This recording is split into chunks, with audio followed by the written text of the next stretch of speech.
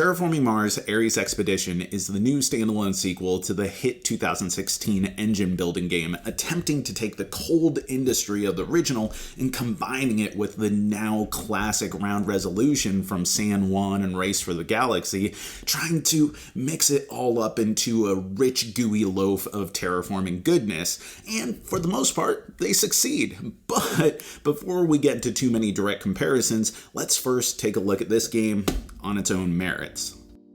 Ares Expedition is a competitive 1-to-4 player card game with a cooperative variant, which, if you look at my script, card game is in quotations because the lines are getting pretty blurry on what constitutes a card game, since you also have boards, meters, tokens, and resources galore. Nonetheless, each player represents a corporation with its own unique abilities, striving for economic dominion and capitalistic prosperity through the act of privatizing the noble goal of making it possible for human habitation on Mars.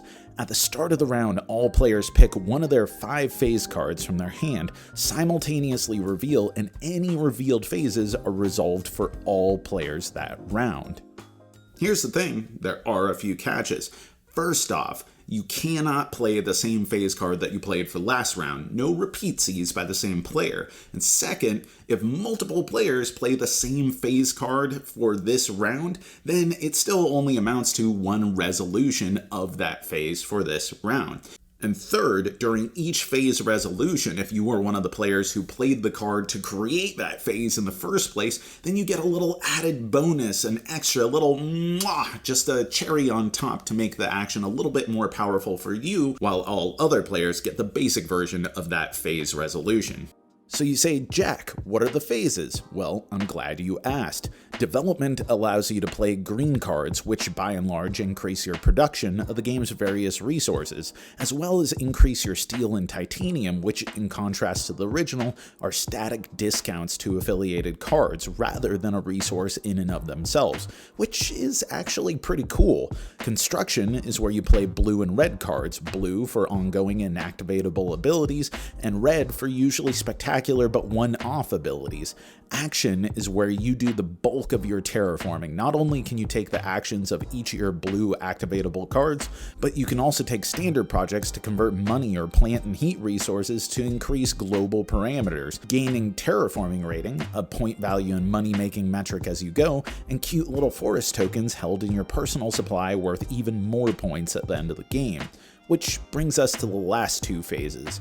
Production is where you get your fat stacks. You get money for your mega credit production, plus your terraforming rating. You get plants and heat, and you can even get card draw during production, which is neat because your basic way of getting cards is the last phase, research, where you get to draw several and pick cards to add to your hand.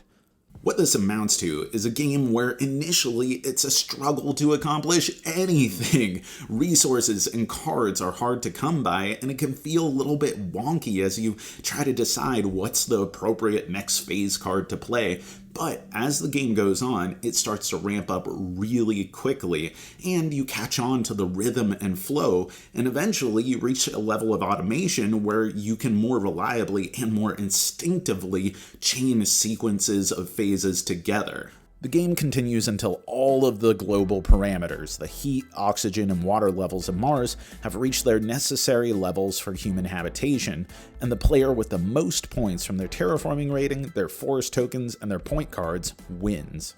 What I love about this game is that even though it's not particularly long, it does feel action-packed and dense. There's not even a turn order resolution amongst the players, so it cuts down on downtime and gets to the meat. This doesn't feel like a lightweight or simplified game, just polished and distilled. You can lean into so many different strategies, you move through so many cards, you collect so many resources. It doesn't feel like less of a game, it just feels like it has a different structure and it's packed all that much tighter.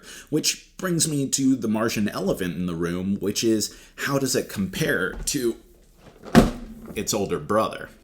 It's hard to argue with some of the improvements here. Setup and takedown are shorter, simultaneous turns make the game play out quicker, the components, from the card stock to the rulebook to the money cubes to dropping the whole Disco Thanksgiving color scheme, make for a massive step up in quality, and it preserves the crunchy engine building core of the original.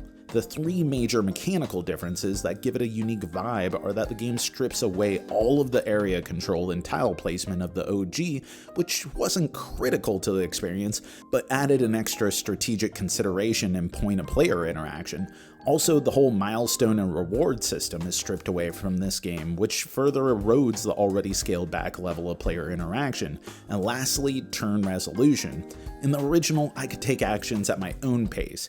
Here, because I don't ever want to not have a plan for going into a phase, it feels like I'm so much more conscious of exactly how much of what resource I have and how I intend to spend it. In some ways, it feels like Ares is the even crunchier game. When you compare it to vanilla expansionless Mars, it's a faster playing and better produced game with just as much, if not more, satisfying engine building goodness and capacity to smog pile resources to your heart's content at the expense of multi-layered competition and player interaction. So, if you like those layers from the original, which I do, then this game is going to feel more distinct, more focused, but also more narrow. But if your primary reason for coming to Terraforming Mars is because you want to build up an engine of synergistic awesomeness where your cogs interact with the sprockets, which interact with the widgets, which activate the bacteria, which then increases the global oxygen or heat, then this does that really, really well. I should also note that I like the solo mode in this game slightly more. Solo in the original already stripped away and invalidated some of the game elements more reliant on player interaction, and you'd run across too many cards that made no sense within the context of solo play. That's not to say that there isn't some of that here, but overall everything feels better suited to handle solo in the cooperative variants. And the dummy hand of phase cards is a nice way of aping the multiplayer experience and adding some slight unpredictability with only a tiny bit of overhead. Though speaking of cooperative, it's a nice variant to have, and there is some fun in trying to achieve ultimate mind meld entering the drift phase card selection efficiency, but the challenge feels kinda hollow and more of an afterthought than the great solo and competitive modes. So as a die-hard terraformer, even after several plays, I can't really say that either of these games actually invalidates one another. I mean, Terraforming Mars remains one of my favorite games of all time, and it has those layers which I still really love that I find core to that game's experience. But it does strike me that Ares Expedition takes the absolute best parts of the original, distills them, adds more mechanical and cosmetic polish, slaps on a new turn structure, and makes those best parts even better. I have a hunch that the next time that I'm in the mood for some terraforming, I'm going to leave Bay on the shelf, and I'm going to reach for the new. And that is our review. Thank you so much for watching. I've been Jack for the Cardboard Herald. If you enjoyed this video, we have all kinds of other reviews, interviews, and recommendations via writing, podcast, and video here on our channel and website cardboardherald.com. Our content is audience supported, so if you want to show your support, please visit our Patreon. Thank you so much for watching. This has been the Cardboard Herald.